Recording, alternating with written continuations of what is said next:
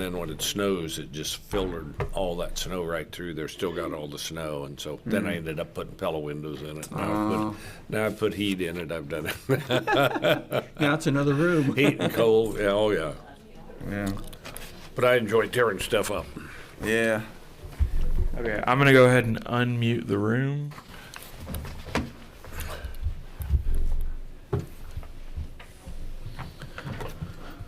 All right.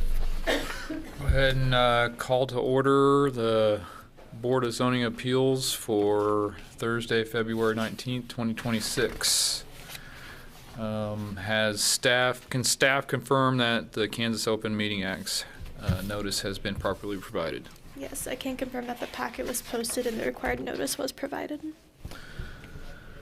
We'll go ahead with a roll call then. Board Member Tro, Board Member Mikesell, Board Member Hardy, Here. Board Member Creer, Board Member Creer, Sorry, can't hear you over here. fine, Board Member Bowden, Here. Chair Owens, Here. and Board Member Baker. Here. So with 5 out of 7 members present, we have quorum and we can proceed with business. All right. On to approval of minutes from January 15th, 2026. So everybody had a chance to review the minutes? And if so, do we have a motion to approve? Move that we approve the minutes as presented. Second. We have a motion to approve and a second. All those in favor? Aye. Say aye. Aye. All those opposed, same sign. Motion passes. And moving on to new business, application V25-11. Thank you, Board and Chair Owens.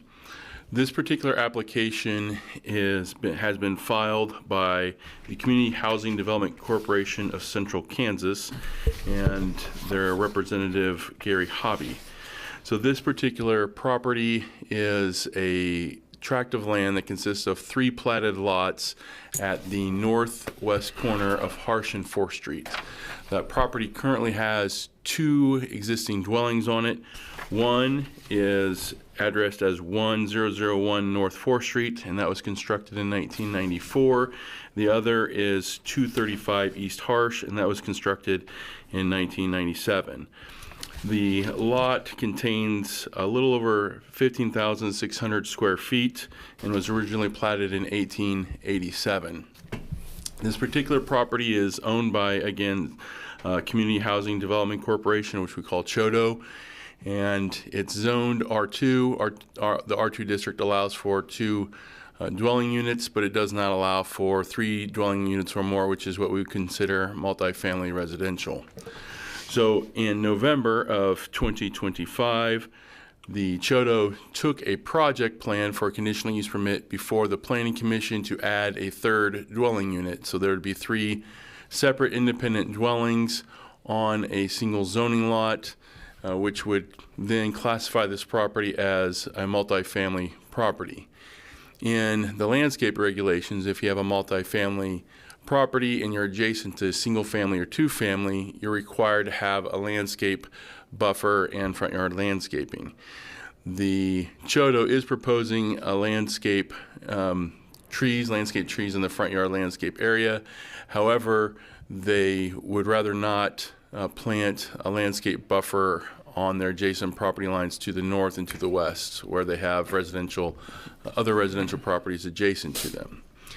When they obtained their conditional use permit approval from the Planning Commission, one of the conditions of approval was that they install those landscape buffers because it is a requirement, and if they chose not to, that they would have to get approval from this board before they could move forward with the project, or they could move forward with the project and plant the landscape plantings. So in essence, the reason we're here today is because CHODO is looking to expand this property, add a 3rd dwelling unit for low middle income tenants, which is a need in the community and a need for their clients.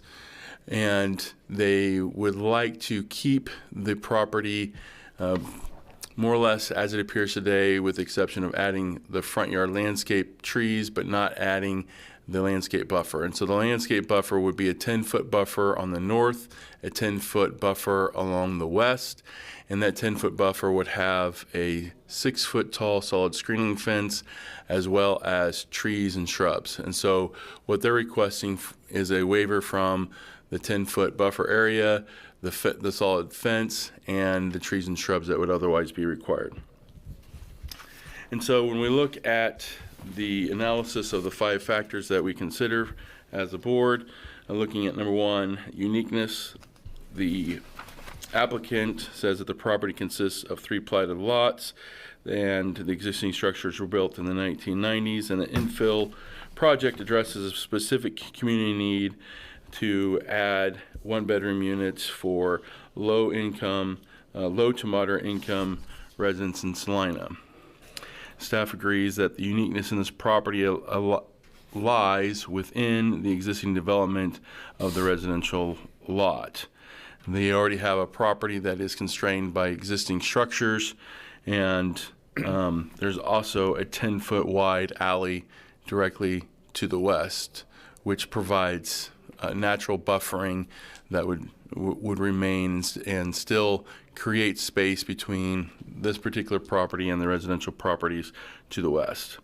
In looking at the adverse effects on the neighbors, the applicant states that the existing landscaping is consistent with the neighborhood character and that no neighbors express any concerns during the conditional use permit process, and that the 10-foot alley serves as the necessary buffer to buffer this property from the residential properties. Staff would agree that the alley functionally creates a minimum of a 25-foot buffer because you have to have a 7.5-foot setback on each side of the 10-foot alley, which increases that buffer area from 10 feet all the way up to 25 feet as a minimum, and potentially more if you have building setback further than the 7.5-foot minimum. And so that area fulfills the spatial intent of the landscape regulations. There's also a 6-foot fence, screening fence along the north property line that also you can see the shadow of there. So there's already an existing screening fence to the north that also helps meet the intent of the landscape regulation requirements. In looking at unnecessary hardship, the applicant states that there's a high number of required plants and maintenance, and that would be a significant financial burden for low and moderate to income tenants and the Choto organization, which could potentially cause or require a increase in rent to cover professional upkeep of the landscaping. Staff's analysis of that as well. Economic loss alone is typically not a hardship. In this case, there is a reasonable a hardship can be found if strict application effectively denies reasonable use of the property. In this case, requiring a 10-foot buffer on a small infill lot could significantly reduce the usability of the open space that currently does exist and increase the long-term maintenance of the property. Looking at number 4, the public health and safety and welfare of the community. The applicant states that the city-owned alley provides a sufficient buffer for the safety and convenience of the public. Staff's analysis is that the screening is primarily aesthetic and privacy regulation. Because this project consists of small-scale cottages rather than typical large garden-style apartments that have multiple units within large buildings, the scale and the impact is different than what you typically would find. And if you were to drive by and see three houses sitting there, it would be very similar to what you would see in the surrounding area and on that block face. Spirit and intent of the regulation. The applicant states that the variance allows the completion of much needed infill project, and that it is recommended by the city's official housing study within the added financial strain. So the city of Salina does have an identified need for low and moderate income housing, and Choto is one of the organizations that deals with fulfilling that need for our community. Staff says that the spirit or notes that the spirit of section 4265-6, which is the section that requires a landscape buffer, is to mitigate the impact of higher intense uses on neighbors by using screening to soften hard architectural lines.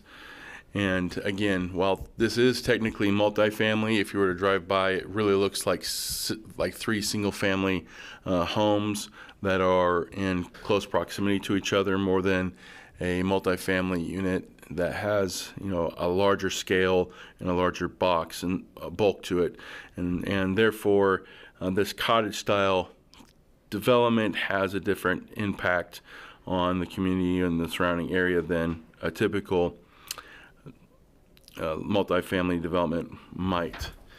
So in this particular case, this is the second landscape variance that has been proposed before the city of Salina. The first was in 2016. In 2016, Catholic Charities proposed a variance before the Board of Zoning Appeals for a waiver in all front yard landscaping. The landscape regulations were adopted in 1994, and there's a trigger in the code that says if you do a project that increases the value of the property by 50% or more, according to the current appraised value by the county appraiser, or if you do an addition that increases the square footage of the existing buildings by 30% or more, that both of those events would trigger meeting the landscape requirements. So in 2016, Catholic Charities did a major remodeling project that triggered landscaping. That that particular property was originally a grocery store, for those that might remember back when it operated as a grocery store, where the building itself didn't really have a setback, and the parking lot was constructed in a 1950s style where it was like property line to property line paving and parking. And so because you had existing development that didn't really lend itself to adding the necessary landscaping, the Board of Zoning Appeals did approve the variance for that landscape waiver.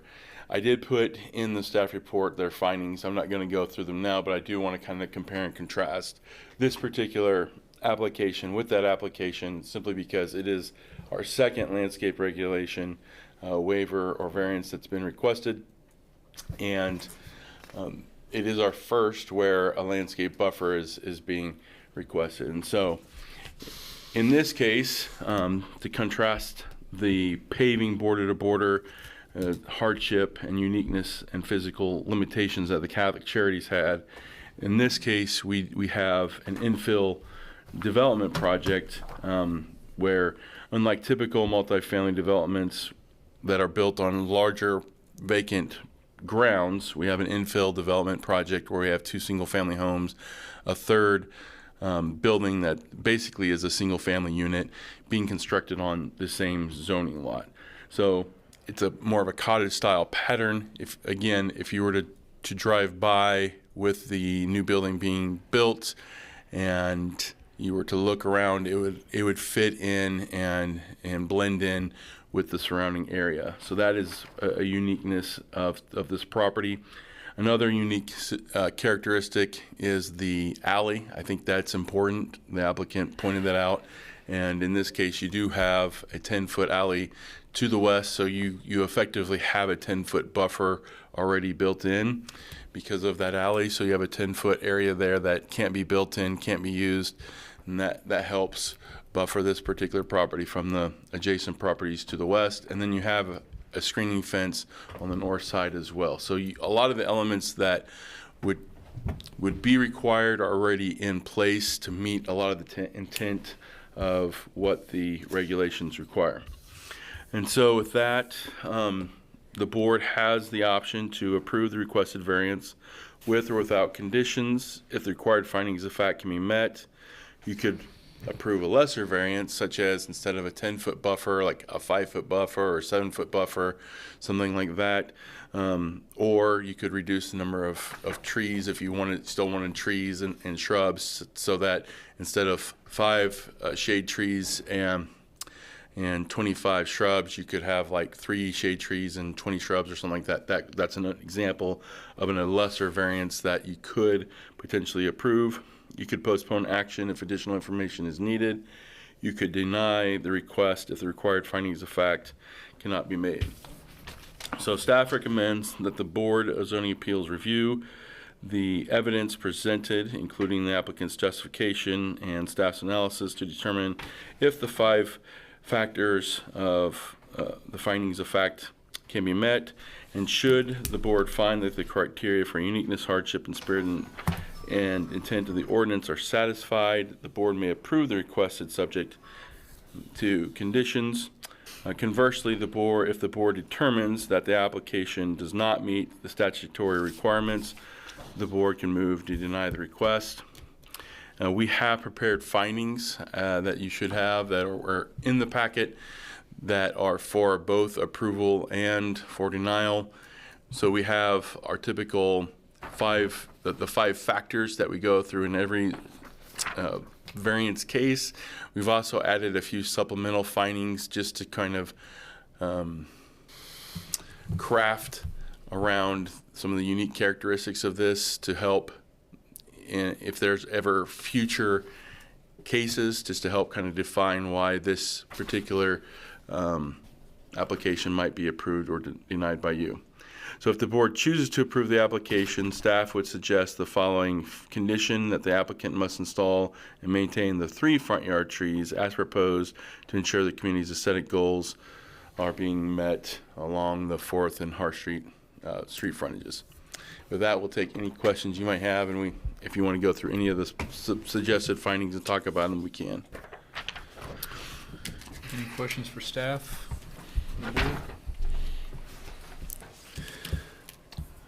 Does the applicant have any comments? Good afternoon, Chairman and board members. I'm Gary Hobby, and I do represent the Community Housing Development Corporation of Central Kansas. We are the Salina Choto, and we have 2 different arms in our organization, so I thought I'd give you just a little brief overview of what we actually do here in Salina. Many of you know what Habitat for Humanity was doing. They no longer are having a certification here in Salina, so we feel like it's our turn to be able to kind of step up and do some of the projects that maybe they were doing in the past. We first started out in 2018, and we have been able to receive some funds through the Community Foundation, and those funds were used to purchase homes or in a deplorable situation, and some ready to be demolished or whatever the case may be, and we've taken those homes, remodeled those homes, and put them back into use for a first-time home buyer or somebody that's just starting out in the business of owning their own homes.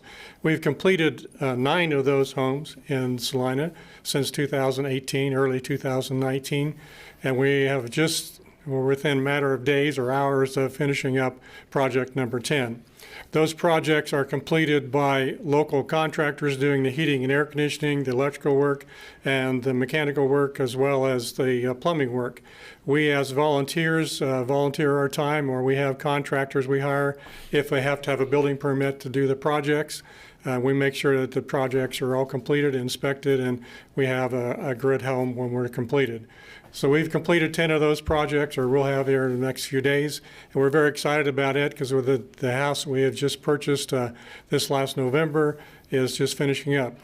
As an example, we'll put anywhere between 500 and 800 hours of volunteer time into these homes.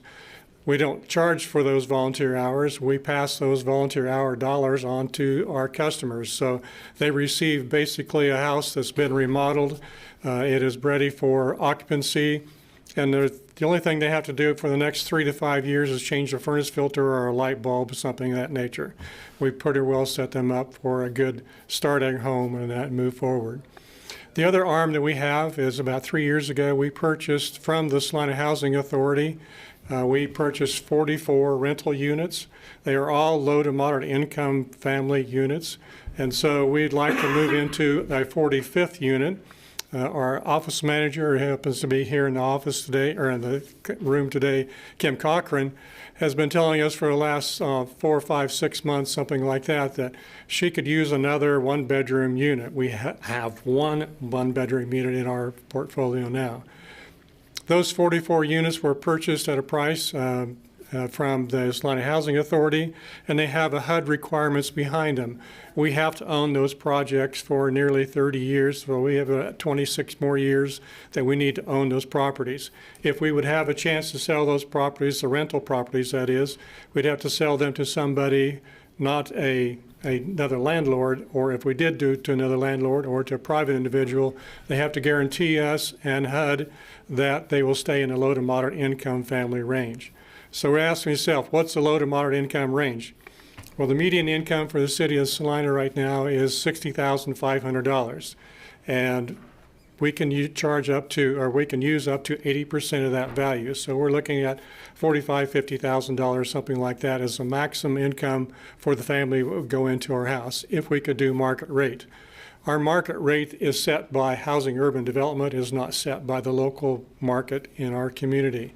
So we do not have the opportunity to say, for a one-bedroom house, we could charge you $1,000 for it, as an example. Our maximum amount that we could put that as at market rate for a HUD house for a one-bedroom, like we're getting ready to build here, would be around $700 to $725. Since the majority, or I would say over 50 to 60% of our projects have Section 8 vouchers with them, we have special inspections we're supposed to require to do and that type of thing, and we do our own maintenance. We do require the tenants to take care of the landscape, although we do get our fair share of letters from the city of Salina saying that the weeds may be a little bit too tall and you need to go take care of that, and so we do have some of those from time to time. This unit we're getting ready to build, or we'd love to build anyway, is this little one-bedroom unit, around 600 square feet, or maybe a little bit less, depending on how the dollars come out with the project.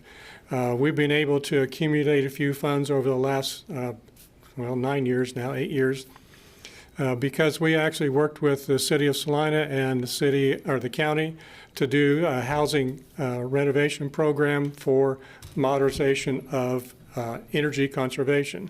And so we've been able to gain a few dollars from that. Our rental units basically pay for themselves. As far as any maintenance that we do, we have a part-time maintenance person and a part-time office manager that takes care of those projects for us. And so we're pretty limited on what we can do and who we can rent to and that type of project. It's an exciting project for us to be able to build a new one, and because that could spawn on some other opportunities we have. The last house, 2 houses ago, I should say, we were given the house from the Lutheran Church at 9th and Crawford, and we moved it over to a property just north of La Casita Restaurant on Cherokee, and Choctaw, excuse me. And that project ended up being one of our most expensive houses that we've had completed. And we sold that house for in the neighborhood of $150,000. The lowest priced house we had was a one-bedroom house down on North 8th Street, and it sold for around $65,000. So we try to stay in that neighborhood again, where 80% of the median income, if you had a $45,000 house or income, old school, we would say you would have about a $90,000 value that you could put onto a new home. New value would be around $110,000 to $120,000. So that's still our goal, to keep our house projects that we do for renovations under that 120 and no more than 150 at the most project, because that's where the income is going to be. This project, we feel like, since we have our tenants take care of all of our landscape for us, the majority of the time, I'll put it that way, we do have some issues. This would actually put our low-income families that are in these 3 units in some type of financial burden. I know that's not one of the criteria with the situation, but they really are not educated and have really a lot of work into keeping up properties, and so we have to remind them quite often that they need to mow their yard, they need to take care of the trash and the stuff like that. So it would be on us as far as the facility operations for keeping the trees and the shrubs and everything all maintained and cleaned up on this property. We anticipated the cost of putting in 100% of the landscape requirements for this project to be somewhere in the neighborhood of $17,500 to $20,000. We're talking about 200 lineal feet, 10 feet wide of landscape material, removing the grass and putting in landscape material. Then we'd have in that area 5 trees that we need to plant, as well as 25 bushes, and approximately 200 feet of fence. We were quite shocked when we got fencing prices that they run anywhere from $7,500 to $9,500 to put in about that 200 feet of fencing. So we would have some financial burdens that would actually extend our payout period for this property another 3 to 5 years. And that makes it a little bit more difficult for us. We do have a fair turnover in our rental units. Kim is very quick about being able to get them re-rented and that type of thing, but we feel like this little 1-bedroom unit could go pretty easily. We would appreciate very much to having the waiver of no landscape requirements at all, but we will be glad to be able to put in the 3 street trees that are shown on our plat that we provided. We've gone through the expense of making sure that the survey and everything is completed. Dustin was very good at being able to point out that there is a screening fence already on the west side of this property, on the west side of the alley. There's also a screening 40 feet, a screening fence between us and the north property line. So it would help already if we could eliminate that fencing and start from there. So we are here to answer any questions you have about us or our organization or our project we'd like to proceed with. Any questions for the applicant? What is the cost of the plant landscaping? About $17,500 is the lowest we've come up Just with. for the plants? No, that's just for the plants. It was a little over $2,500. $2,500. And the rest is for the fence itself? Fence and the landscape material, the 10-foot wide buffer all the way around the 200 lineal feet. And what plants were recommended by the are the types of plants recommended by the city, or are they chosen by your organization? The city does have the street tree requirements. There's a list of street trees that you probably well know. As far as the shrubs are concerned, I can't remember off the top of my head if there's a specific requirement. It's just other than it's just designated as 25 shrubs. So the city of Salina does have a recommended planting list, a xeriscape planting list that consists of trees that we've worked with, K-State Extension, Dick Arboretum, local city forester, on plantings that do well in our climate zone, soil type, that kind of thing, so that we select trees and plantings that do well in our hardy, considering our climate zone and soil types and those types of variables, so that if what we don't want is we don't want people planting trees that then struggle to survive. And so what we've done is we've created a list for landscapers and property owners and developers and business owners to look at and use and implement to have success with landscaping. So there is a list of prescribed trees. The landscapers are very familiar with them, and so they would select a tree from that list, or a tree, because there are new varieties always coming out that has similar characteristics and are good for our climate zone and soil types. And my final question is, are there any identified low maintenance plants, trees, or shrubbery that are recommended on that list? There's quite a few. In fact, most probably would fall into that category, but there aren't any plantings that are no maintenance. And so that's maybe one of the concerns that Chodo has, is that even if you have hardy, low maintenance plantings, they still take a lot to get, all plants take a lot to get going. And then even once you have them going, you still have some maintenance involved. And there's also the expense that may be viewed as unnecessary because you have existing fences in the area, you have the existing alley. I think that's the argument that they've made. Okay, thanks. And from our perspective, being staff's perspective, when we look at the spirit and intent of the requirement to require multifamily or high-density type housing to screen itself from lower density housing, such as single-family or two-family.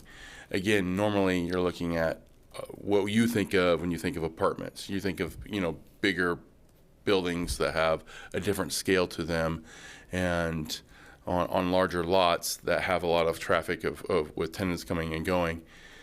One thing that really is unique about this site is that it really looks and appears and functions as 3 single-family homes just in a denser area. So if you were to drive by, or even to look at an aerial photo, like it looks like it matches in the neighborhood. It doesn't. If you were to add all the landscaping and the screening, it might actually isolate it and make it stand out more than if you just left it alone. So that's something that's also kind of unique about this particular property.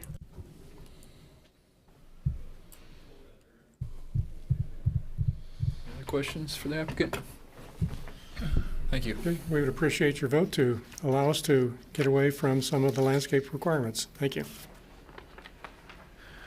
Is there anyone from the public or online that would like to? The only person online is a representative for the next application. So you have nobody from the public on Zoom, and so anybody would be in the room, and it doesn't look like we have anybody but the applicant. So. Bring it back to the board for discussion. Staff wouldn't note, just because we didn't mention it in our presentation, but we do have it in our report, that in January of this year, of 2026, the City Commission did approve a resolution to initiate a 1-year pilot program that is the Choteau Infill Housing Support Program, in which the City Commission can help with infill development projects that Choteau has for landscaping. So that's something that was approved. It has a maximum of $5,000 per project, so not that it really necessarily directly applies to this particular project because Choteau has multiple projects going on, but since it is somewhat relevant to our topic, I thought I would mention that. Now I have a question. If we were to approve this, is this something that's going to come back to be a future problem for us? Well, and that's always a concern that we have, and so that's why in our staff report on, starting on page, let's see, in our staff analysis and comments, starting on page 7, so page 7 and then also page 8 and even a little bit of page 9, so a little over 2.5 pages or so, we spent some time differentiating this project from the 2016 variance case with Catholic Charities, and then also just trying to be very specific with crafting findings that would support approving this if you wanted to, and then also findings opposed to it if you feel like it's not the right, if it doesn't meet the criteria that you're looking at when you're looking at variance cases. So to answer your question, it comes down, a lot of that comes down to findings on how narrowly or specifically you craft your findings so that it really is truly about the unique characteristics of this site.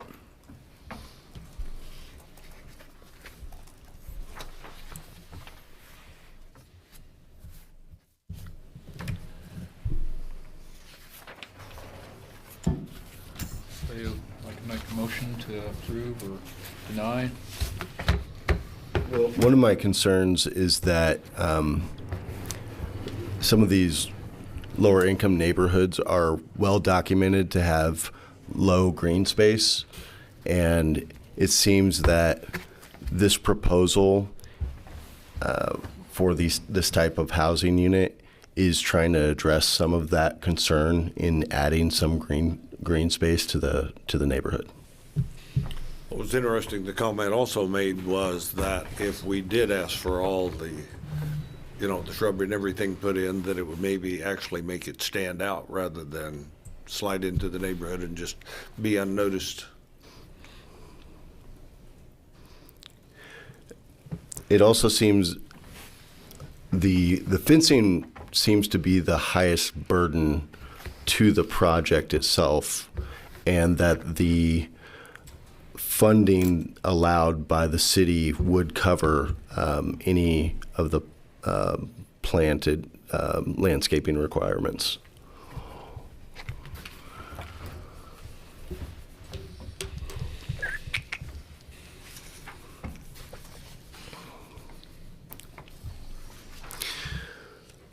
Well, from what I've heard, it appears that this application is indeed unique, and I would say that because of especially because of the 10-foot buffer that exists with the alleyway and the cottage nature style of the housing, that we should approve application number V25-11.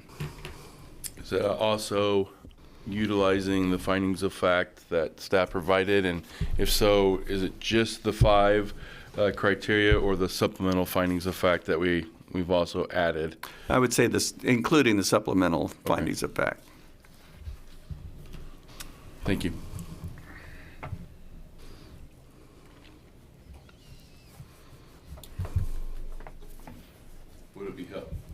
Would it be helpful to go through those findings before members voted? Is that of value to anybody?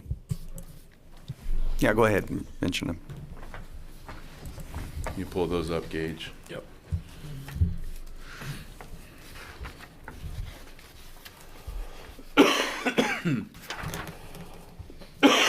Excuse me. So under uniqueness, the board finds that the variance arises from the condition unique. I have a different version. Could you read that, Gage? Sorry. Yeah. So this is findings in support of approval. And so there's one related to each of the 5 criteria. So number 1, unique condition. The variance arises from a condition unique to the property that is not ordinarily found in the same district. The uniqueness is rooted in the same physical form of the development. While technically multifamily by regulatory definition, the project consists of 3 separate detached single-story cottages. The cottage-style density lacks the mass and shared wall bulk of traditional multifamily structures, your typical apartment building. Furthermore, the presence of a 10-foot wide city-owned gravel alley along the western property line provides a permanent physical separation from the neighbor that is not typical of standard interior lot lines. Number 2, effect on neighbors. Granting the variance will not adversely affect the rights of the adjacent property owners or residents. From a street-level perspective, the development is indistinguishable from the surrounding residential block and maintains the neighborhood's visual continuity. The existing 10-foot gravel alley to the west and the 60 feet of existing solid 6-foot fencing to the north provide functional privacy and spatial relief equivalent to the required buffer. Number 3, the strict application of the landscaping requirements constitutes an unnecessary hardship on this 15,604 square foot lot, already constrained by 2 existing homes. A 10-foot buffer would consume a disproportionate amount of the remaining usable open space for the tenants. 4, effect on public health, safety, and welfare. The variance will not adversely affect the public health, safety, or general welfare. Landscape screening is primarily an aesthetic regulation, and because the proposed use consists of detached residential cottages compatible with the surrounding neighborhood, waiving the buffer plantings will not create any hazardous conditions or safety risks. And 5, granting the variance is not opposed to the general spirit and intent of the zoning regulations. The primary justification is rooted in the distinction between the regulatory definition of the property and its actual physical impact. Strict application would isolate the property with an artificial screening barrier, whereas the aesthetic goals of the city are better served by the proposed front yard shade trees, which remain visible from the public right-of-way and allow the project to blend in as a typical residential use. So we have the... So we also have the inverse or the opposite, which is findings in support of denial. So we'll read through those just as you're making your decision, but Number one, unique condition. The variance does not arise from a condition unique to the property. The lot size and R2 zoning are common within the district, and the spatial constraints mentioned by the applicant are a self-created condition resulting from the choice to add a third dwelling unit to an already developed lot. Other properties in the same zone face similar landscaping requirements when increasing residential density. 2, effect on neighbors. Granting the variance could adversely affect the rights of adjacent property owners. The landscape buffer requirements in section 4265-6 are explicitly designed to protect lower density residential neighbors from the impacts of multifamily developments. The absence of a full 10-foot planted buffer and a continuous 6-foot solid fence along the entire property line may reduce the privacy and quiet enjoyment of adjacent single-family homes.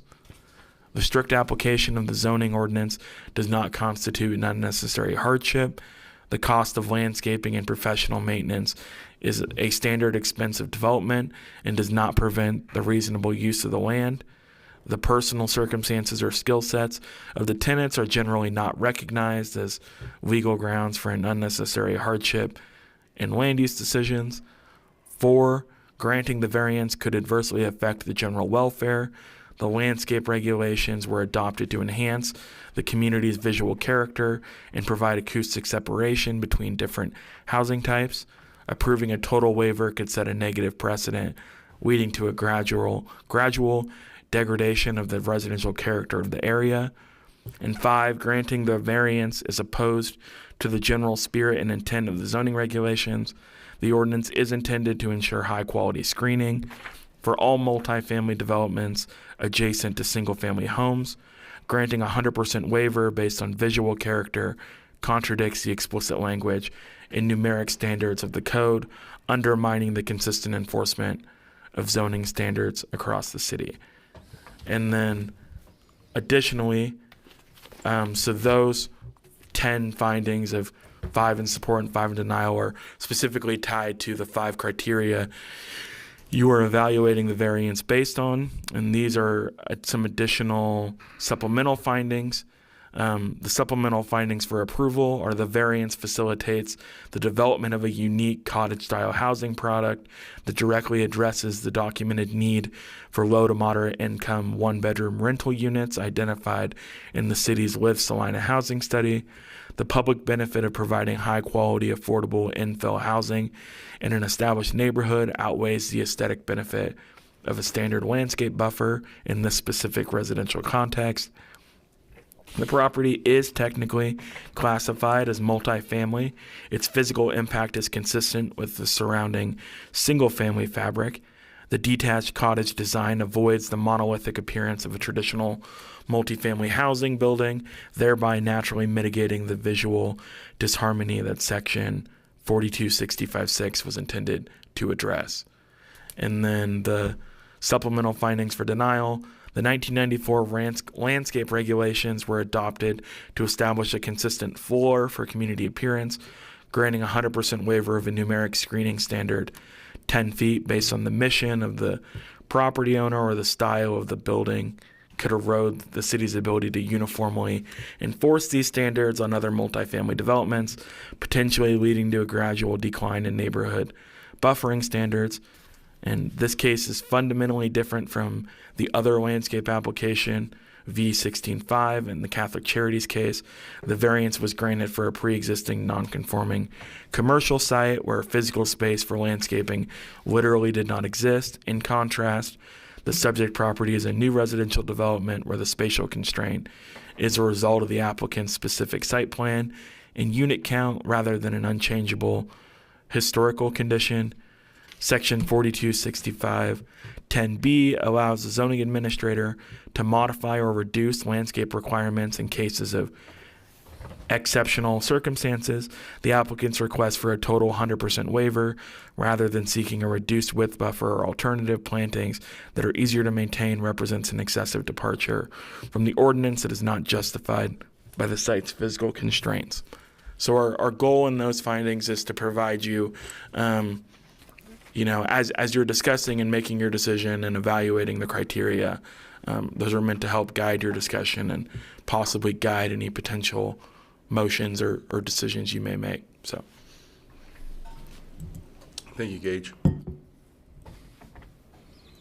I do have a question for the applicant. So, in this situation and you may have already said this and I didn't catch it, but are the tenants responsible for maintaining the yard? Yes, the tenants are responsible for maintaining the yard, yes. So they've got to do the mowing and all that. So that's potentially adding more landscapes, just more burden on someone who's already in a property because of low financial status anyways. That would be correct. And for us to guarantee that they're going to survive the plants or through the summers we have here in Salina and that area, we would probably have to hire somebody to come in and do landscape maintenance on those, as well as the waterings and that type of thing. So that's just additional cost for us that we would not be able to recoup in any of our rentals. That's all I had. Thank you. Is there any educational process for those people to learn how to maintain that property, that landscaping? Most of them have probably never owned a lawnmower. Probably 90% of them do not own lawnmowers. And yes, that would be great. We would love to have somebody come in and teach our clients, one, not only the financial aspects of having to pay extra for water, sewer charges and that type of stuff, or electricity or whatever the case may be, but also maintenance of that.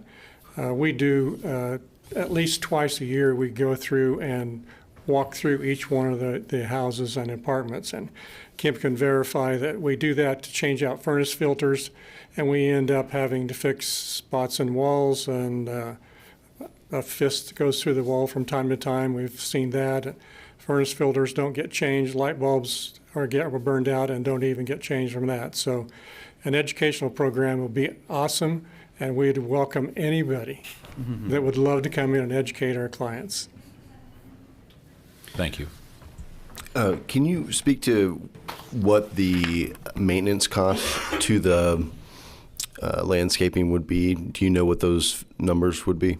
No, we would end up having to hire a landscape company to come in and do that. We know that if we have our own staff do it, then we're about $40 an hour to go over and water plants and trees and stuff like that. Maybe they're the folks that could help with the educational process. The landscape companies, that would be great, yes. Just a novel idea. I love your idea.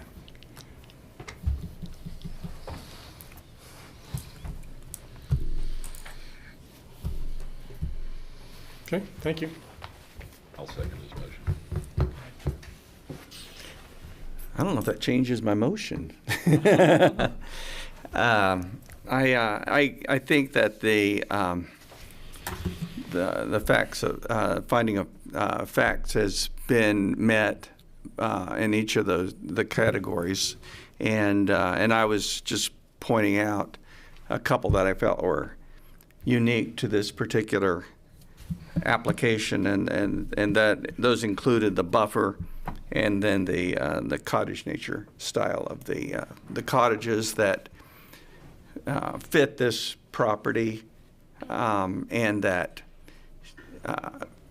putting other requirements on those properties would detract from the continuity of that property itself.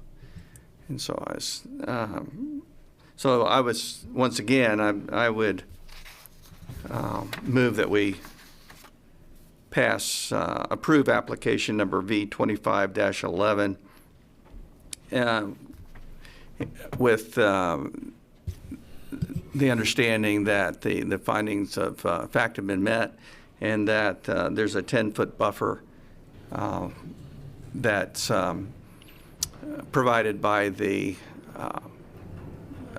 alleyway, and that the cottage nature style of the buildings makes it unique and different in this particular case. And Mr. Hardy, does that include the condition for the planting of the trees? Oh, yeah, it would. I'm sorry. It would include the requirement of the trees that were discussed as part of that would be part of the motion. Are you including the staff recommendations on there also? Yes. Okay. The facts of finding that were included. I'll second it. Got a motion and a second. All those in favor say aye. Aye. Aye. All those opposed? Nay. Motion passes 4-1. Thank you very much. You're the guy that can walk through that education. I'll go. Let's do it. I know. Never happened. We're going to transition and switch here real quick before we get to the next item. That looks like it's a beard or anything. Get a nice little ride lawnmower. What's wrong with having fun doing it? Yeah. If they have operated lawnmowers and stuff, it's getting easier and cheaper all the time. They don't know how to maintain anything.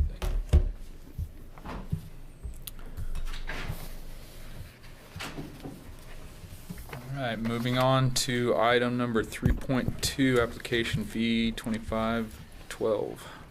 All right, thank you, Mr. Chair and Board. Application V25-12 was filed by Sean Kindlesberger.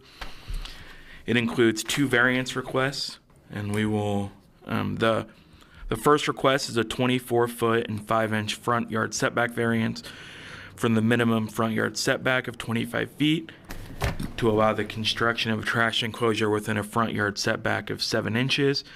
And the second request is a 1-foot and 6-inch side yard setback variance from the minimum side yard setback of 3 feet to allow the construction of a trash enclosure with a side yard setback of 1.5 feet.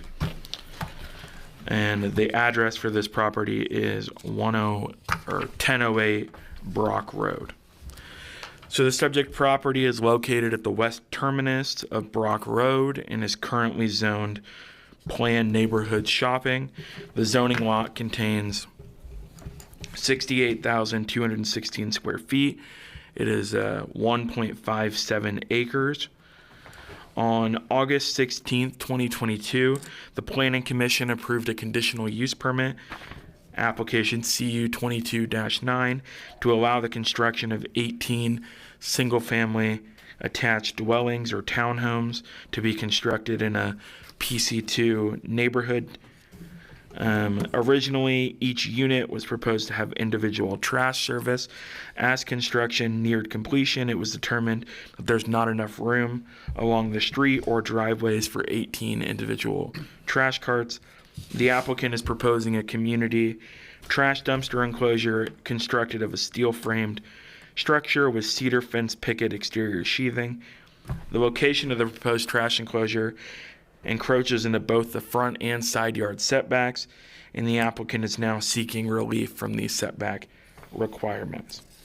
So as proposed, the trash enclosure would encroach into the front yard setback 24 feet 5 inches and would be set back 7 inches from the front property line, and the trash enclosure would encroach 1.5 feet into the side setback and would be 1.5 feet from the side yard property line. This variance application is requesting a reduction to the minimum front and side yard setback requirements to allow the trash enclosure to be placed as proposed, as you can see on the screen. The applicant states the proposed trash enclosure needs to be located in front and side yard setbacks, as there are no other viable options on the entire property to place this proposed structure. With Brock Road being a cul-de-sac that only serves these townhomes, there is a very light traffic, and the applicant believes the trash enclosure will be located back far enough from the street to not interfere with visibility for traffic. On page 2, you'll find the zoning ordinance requirements. So these code sections come out of first, section 4258, which is our accessory uses, which handles sheds, garages, trash enclosures, carports, etc. So those must maintain a 3-foot side yard setback. Our accessory structures section generally prohibits accessory structures from being located in the front yard setback. In this case, the applicant is proposing to locate it there. However, the bulk regulations in the R3 require a 25-foot setback from the property line. In this case, they are encroaching into that front yard setback. The surrounding land uses. So this site is zoned PC2 and has 18 townhome units. To the north is the Arbor Court Retirement Community. To the east is Pioneer Quick Lubes and Wendy's. And then to the west is single-family residential dwellings. And to the south is a multi-tenant office as well as a vacant office building. So we'll now go through the 5 review criteria. So first is uniqueness. The need for a variance to the required front and side yard setbacks of the proposed trash enclosure is supposed to be related to unique characteristics that relate specifically to the applicant's property, are not shared by other properties in the area, and were not created by actions of the property owner themselves. The applicant states with the property being located in a cul-de-sac, there are no side or rear locations to place the trash enclosure on the lot. Staff would note the core issue necessitating the variance is not solely the need for trash service, but the seeming lack of a reasonable code-compliant location for the proposed structure. The subject property is unique in that it was developed for high-density residential use within a commercial district.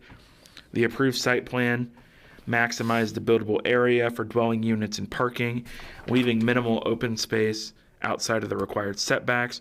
Consequently, the property lacks the rear yard or service area typically found in PC2 or R3 developments where such a structure could typically be placed. So in a lot of cases, when you're building an apartment building, you have as part of your site planning, you do have a dedicated location for where you would put your trash enclosure. In this case, since they were proposing to do trash service for each dwelling and have 18 trash carts, the site planning did not have an upfront location for a trash enclosure. Staff would note that the proposed trash enclosure could potentially be located further south and east of the proposed location and remain outside of the required setbacks. However, moving it closer to the easternmost residential building could have other site impacts, including the ease of the garbage truck accessing the dumpster and overall proximity to the residential dwelling.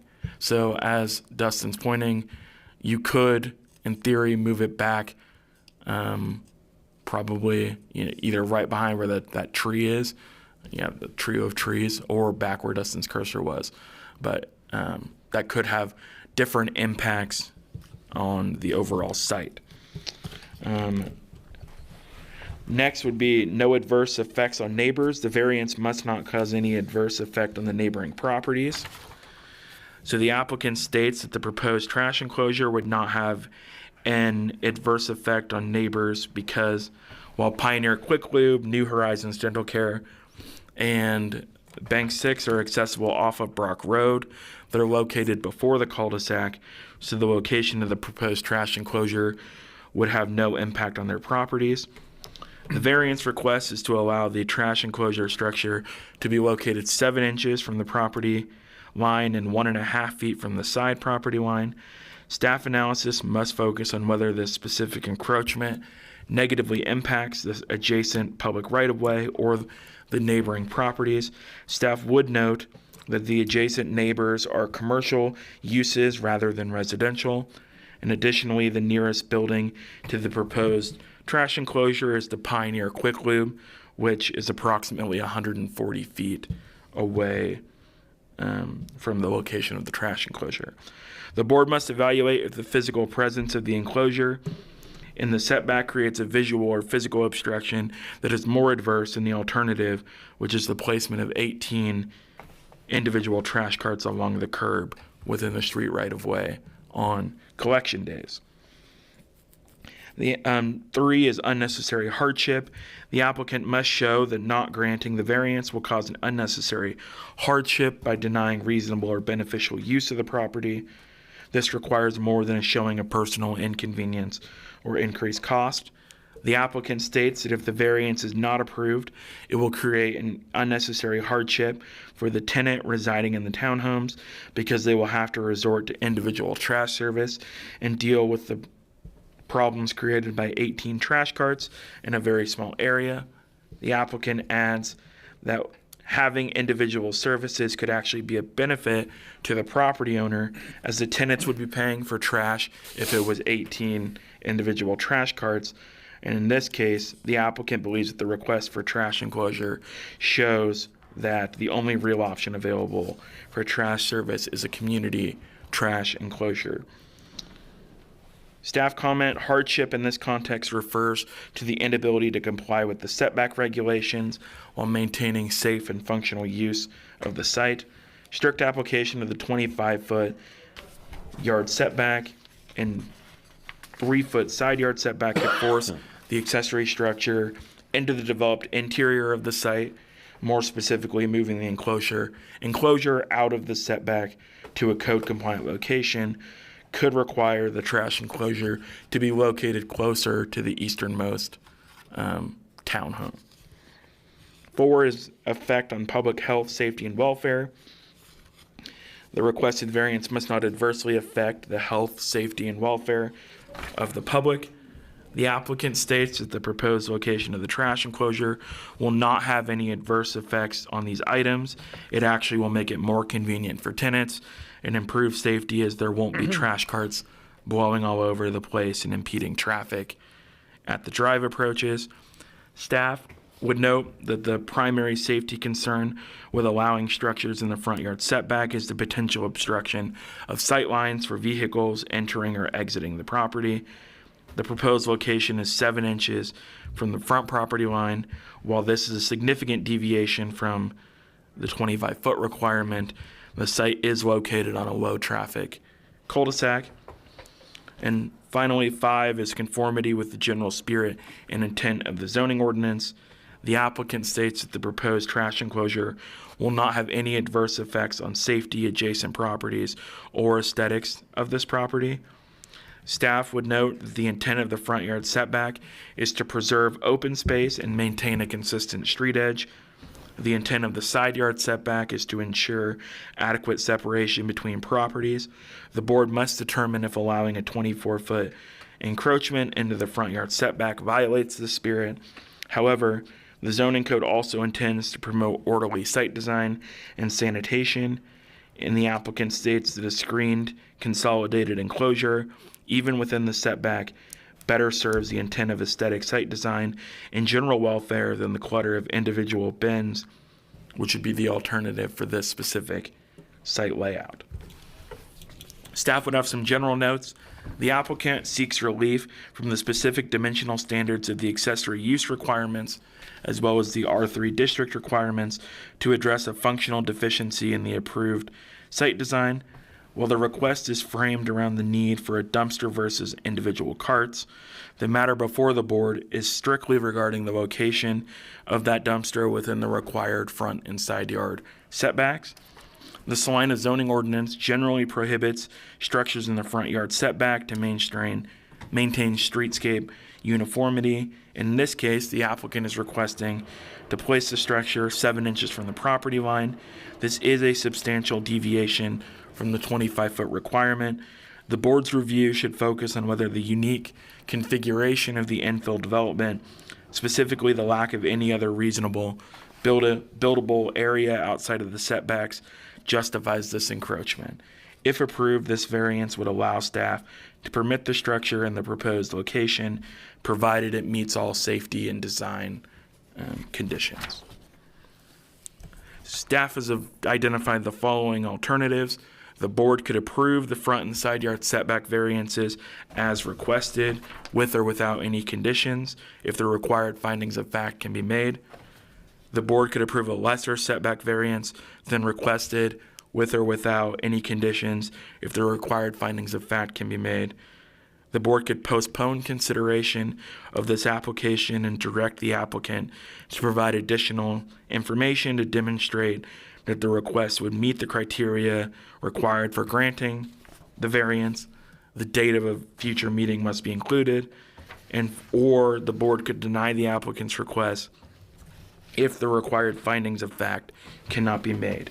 Staff recommends that the Board of Zoning Appeals review the evidence presented, including the applicant's justification and the staff analysis, to determine if the 5 required findings of fact for a variance can be met.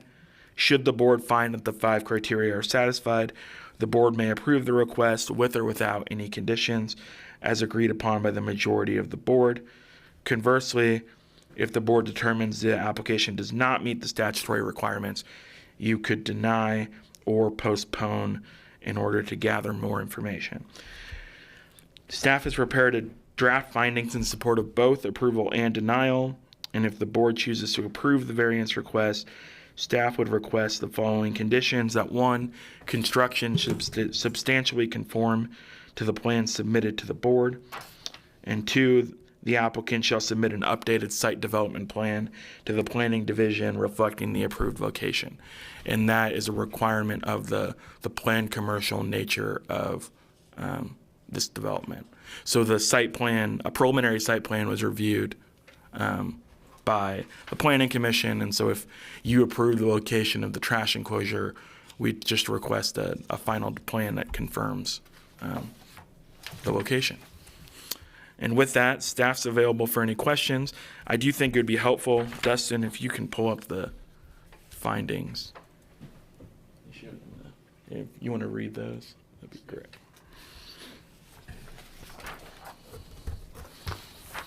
So Dustin will go ahead and read the findings in support of approval or denial. So these are the possible findings in support. The board finds that the variance arises from a condition unique to the property, which is not ordinarily found in the same zone or district and was not intentionally created by the applicant. The subject property functions as a high-density residential infill development within a PC2 district located at the terminus of a cul-de-sac. The physical constraints of the site, combined with the approved density of 18 townhome units, create a unique spatial limitation where there is minimal open space outside of the required setbacks. This necessitates a centralized enclosure for which no practical conforming location exists within the required setbacks due to the existing building footprints and site configurations approved under the conditional use permit CU 2022-9. No adverse effects on adjacent property. The board finds that granting the variance will not adversely affect the rights of adjacent property owners or residents. The proposed trash enclosure will be constructed with steel frame and cedar fence picket sheathing, providing visual screening from neighboring properties.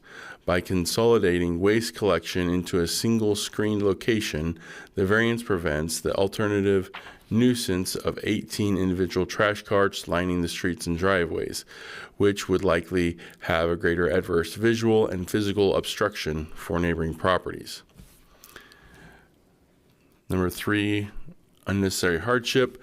The board finds that strict application of the zoning regulations constitutes an unnecessary hardship upon the property owner, since it appears that the only other viable location for the trash enclosure would cause it to be located significantly closer to the front of the easternmost residential building.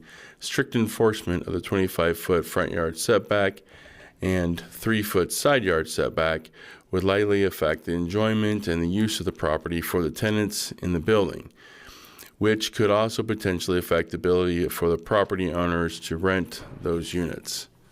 Number 4, adverse effects on public health, safety, and welfare. The board finds that the variance will not adversely affect the public health, safety, morals, order, convenience, prosperity, or general welfare. The location of the enclosure on the cul-de-sac with the light traffic volume minimizes the risk of conflict with passing vehicles. Furthermore, the variance promotes public health by ensuring a sanitary, contained, and managed waste disposal solution for the development, rather than allowing loose carts to obstruct the public right-of-way and impede emergency access. Spirit and intent. The board finds that granting the variance is not opposed to the general spirit and intent of the zoning regulations. The bulk regulations, including setbacks, are intended to provide adequate light, air, and to prevent overcrowding, and to ensure safe visibility along street frontages. Granting this relief does not violate the spirit because its location at the terminus of a low-traffic cul-de-sac ensures that it will not impede traffic visibility, restrict airflow, or diminish the open space buffers enjoyed by the primary residential structures. So those would be the possible findings of fact. In the converse, the possible findings of denial, when looking at uniqueness, the board finds that the condition is not unique to the property, but is a result of the applicant's design choices. The lack of space for a conforming trash enclosure is a self-created difficulty resulting from the applicant's decision to maximize the number of townhome units on the site. There are no distinct topographic or physical characteristics inherent to the land itself that prevent compliance. Rather, the site plan was designed without adequate allocation of space for necessary utilities within the buildable area. Looking at adverse effects on adjacent property, the board finds that granting the variance would adversely affect the rights of adjacent property owners or residents. Permitting a trash enclosure to be constructed 7 inches from the front property line places a structure often associated with odors, noise, and trash directly adjacent to the public right-of-way and visible streetscape.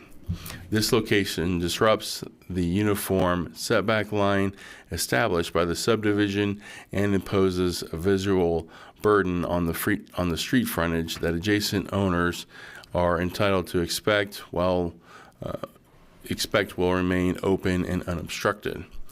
Looking at unnecessary hardship, the board finds that the strict application of the regulations does not constitute an unnecessary hardship. This subject property was approved for a conditional use permit based on a plan to use individual trash bins, and the appropriate course of action would be for the property owner to make the necessary accommodations for storage of those trash bins on site. The difficulty in placing a centralized trash enclosure arises from the specific site design and density choices previously exercised by the applicant and the inconvenience of utilizing alternative waste collection methods such as individual carts does not constitute a hardship inherent on the land itself. Looking at the effect of the public health, safety, and welfare of the community, the board finds that the variance could adversely affect the public safety and general welfare. Front yard setbacks are established to ensure adequate sight lines and safety buffers for pedestrians and motorists. Placing a solid structure 7 inches from the front property line reduces the safety margin and creates a permanent fixed object adjacent to the right-of-way, potentially creating hazard or site obstruction regardless of current traffic volumes. And then number 5, the spirit and intent of the regulations. The board finds that granting the variance is opposed to the general spirit and intent of the zoning regulations. The bulk regulations, including setbacks, are intended to provide adequate light, air, and to prevent overcrowding. By establishing a buildable area that balances density with open space, approving a 98% reduction in the front yard setback effectively negates the regulation, promoting a development intensity that exceeds the site's overall capacity within the permitted buildable area. So those would be the possible findings of denial. And a representative of the applicant is on Zoom for any questions. So. Any questions for staff? There was a note that you mentioned that, or you said the applicant said that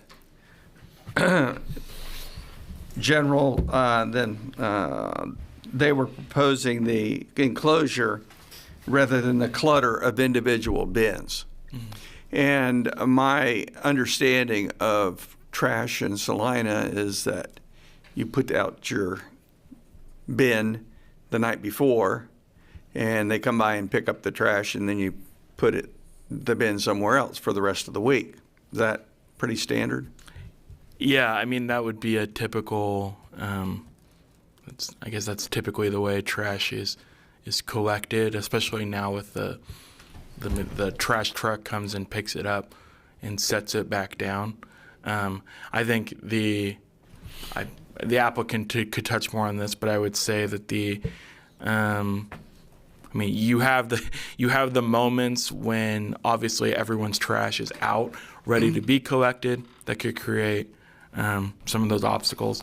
And you also have the moments when your neighbor is, not bringing their trash back up to their unit or to their building, that could create some sort of other obstruction. And that would be rather unique in this case compared to a neighborhood, because you're really all sharing the same driveway or in this case cul-de-sac. Whereas if you're in a normal residential neighborhood and your neighbor leaves their trash at the curb, they're really impacting themselves, because if it's blocking their driveway, that's a burden on them. In theory, if your neighbor was leaving their trash out, it could be a burden on their neighbor. So I would let the applicant touch more on that, but that's kind of that. I have a question. Yeah. I affectionately call the trucks one-arm trash trucks nowadays. Mm-hmm. Would that fit within that circle to be able to put 18 carts out there? So my understanding is, and again, I would invite the applicant to touch more on this. My understanding is that is currently what is taking place for those that are living in the units. I don't know that all of the units are occupied. I know that They will be eventually. a portion of the 18 units are occupied, and my understanding is currently they have individual trash collection. So I would assume that they are currently being. As of right now, we have 14 units rented up. And right now we have a single dumpster on the north side of the street that everybody's using instead of the single trash cans, just because we tried it for about the first week, and then there's days like this in Kansas, and then there was trash blowing everywhere, trash cans laying down in the middle of the street, and it was just, it wasn't going to work out very well for the situation back there. Thank you.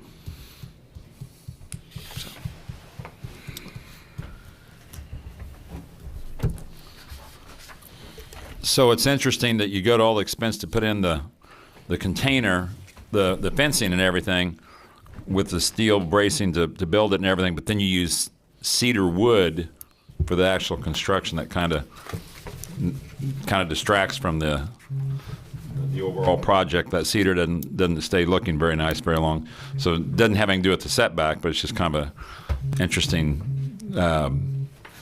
interesting expense that was a corner that was cut there, in my opinion. So on the back of all of our buildings, we have kind of dividing fences that are cedar plank that are stained that look really, really nice. This would be the same thing. It'd be stained and upkept as long, or right there with the fences on the back of those buildings.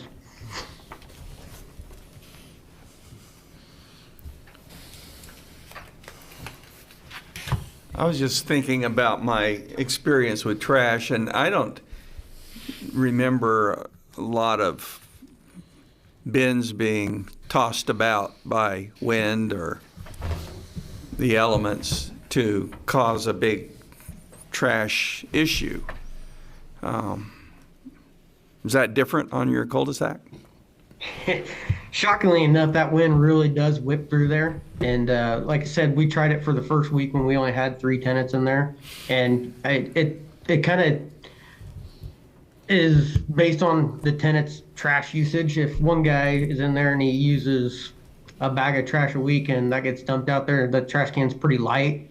And then like I touched on earlier, the wind's blowing 45 mile an hour today. That one can is going to blow over, and then it's going to blow trash, and then the can's going to be in the road, and it's kind of a mess. I can see the issue of, I know with the new dumpsters or new trash trucks we have, they're supposed to, I think, technically be 3 foot of space between each bin, plus then away from any vehicles. I don't know if you're gonna have issues with vehicles that park overnight on trash night. That could take up a significant area.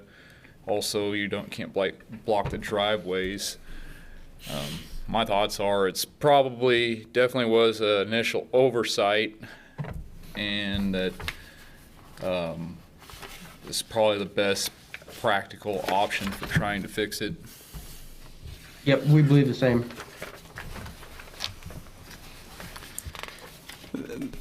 These are, so I drove by there, they're considered to be luxury apartments, correct? Yep, townhomes. Townhomes, luxury townhomes. And then I was looking at how, and I noticed the one trash bin you had sitting out there on the north side, and it actually looked like it would be more appropriate to have it there. I was thinking, well, that looks less of an obstruction than I said. I hope it's not on the south side. Sure enough, it's on the south side. And if you have a luxury townhome situation and you drive into your area, the first thing you see is the trash dumpster area. To me, it just didn't resonate. It didn't feel right. And like I said, I don't know. I just somehow, you're not going to, in a luxury townhome cul-de-sac, you're not going to leave your trash bin out in front of your house 7 days a week either, I would hope. Right. On that north side there's quite a bit of utilities going through there. There's an AT&T box and a couple other things right in there that it wouldn't really work on that particular side too. And we believe when you're coming in on Brock Road right there, that's going to be the first thing you see. Where our proposed location, there's kind of a tree right there on the Jiffy Lube side, and then the way we have it set back there, it kind of offsets it, so it's not the first thing you see when you drive in there. It's kind of the last thing as you're going around that cul-de-sac.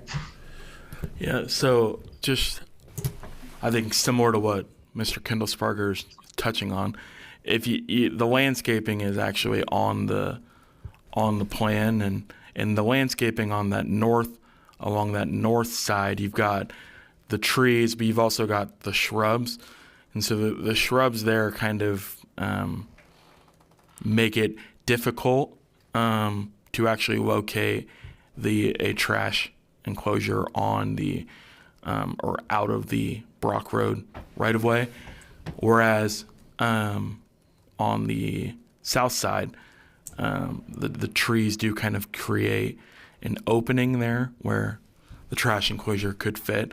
And as he noted, the tree sitting directly north of the enclosure does kind of provide a larger visual buffer than the cedar and steel enclosure would. So I guess there's an additional visual buffer, but.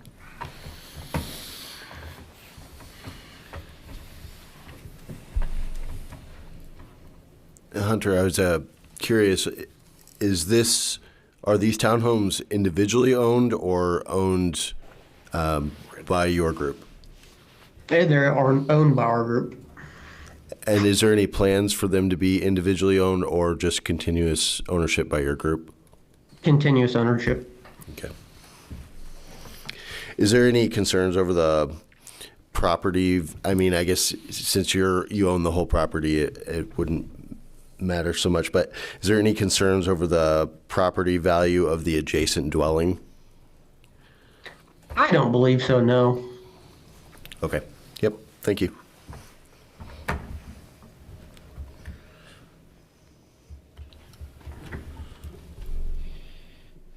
I assume there's no one else online for public comment. We do not have anyone else online from the public other than Mr. Kindlesparger.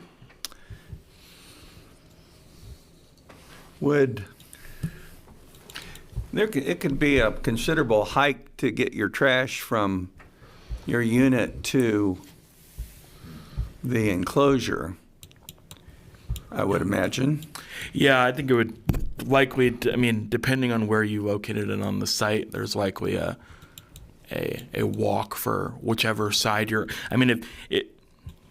if you locate it on the north side, there's a walk for the people that are on the south side. If you locate it on the south side, and that's an unfortunate. As somebody who lives in a situation where there's a trash enclosure I take my trash to, that's an unfortunate reality of oftentimes trash enclosures. Is there is a little bit of a walk to take your trash where it needs to go.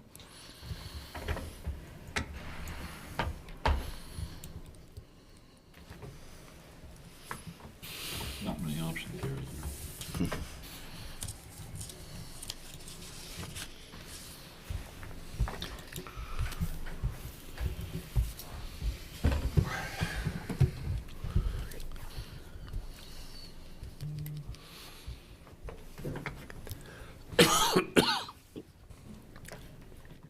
Have any additional questions? Anybody want to entertain a motion? I move we approve V25-12 as amended. So would that include the findings of fact for approval and in the conditions as outlined? Yes. Okay.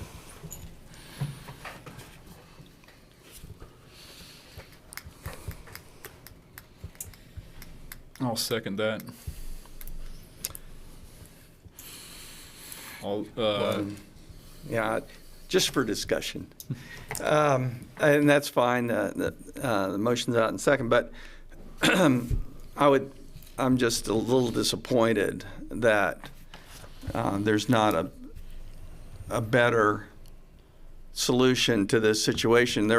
I've been on this board various times, going back kind of decades now, and there are 2 or 3 decisions that we made as a board, and I live to regret those decisions. And I think it's not necessarily because you're not trying to do something that the applicant wants done. That's fine, but these very few situations, and they all exist to this day, they were not the best decision. It did not impact anyone today, but every day you got to drive by it. It doesn't go away. It's still there. And it's unfortunate that there wasn't a better, more thought that went into this, to the whole project, I guess, at the beginning, rather than coming in kind of late in the game, more or less after the fact, to try to find a Band-Aid for it. And it's the Band-Aid that I'm having trouble warming up to. You know, even if I would think it would be more acceptable if it was, like you mentioned, moved back farther instead of right up against the cul-de-sac. It's more convenient, of course, but that doesn't make the project more acceptable. I guess my comment is these are luxury apartments, and they're built to be a little more upscale, and things like cedar fence to me, as I drive around town, are certainly not a good long-term look. Even if they're staying today, as the years go by, they fade, they look ratty, and like you said, you make these decisions and then you have to go by and live with them. You know, the bar ought to be set pretty high on these medium to upscale apartments and townhouses. You know, gosh, the trash bins location, that's a pretty low bar. That really, I sure hope we make a decision here today that doesn't detract from it and come back in the years to come and look like even more of a detraction. So I think that there's a bar that you need to reach to be considered a more upscale apartment type complex, and it's the little things in there, like trash bins of all things, and their location that help add to that, as well as the overall development. So I struggle with it, and I'm not sure how I'll vote. Other comments? Got a motion and a second to approve. All those in favor say aye. Aye. Aye. All those opposed, same sign. Aye. Aye. Motion passes 3-2. Can I get those called out by name, please, for the nays? Nay. Aye. Nay. Thank you. Thank you, board members. Is there any unfinished business or other business to discuss? So we do not have any unfinished or new business for you today. And I don't believe we have any upcoming variance applications at this time. So I don't see that there's anyone from the public online or, We have no one from the public online or in the room. all right. I will entertain a motion to adjourn. I move that we adjourn. Second. Motion and second. All those in favor say aye. Aye. Aye. Nay. That was the good.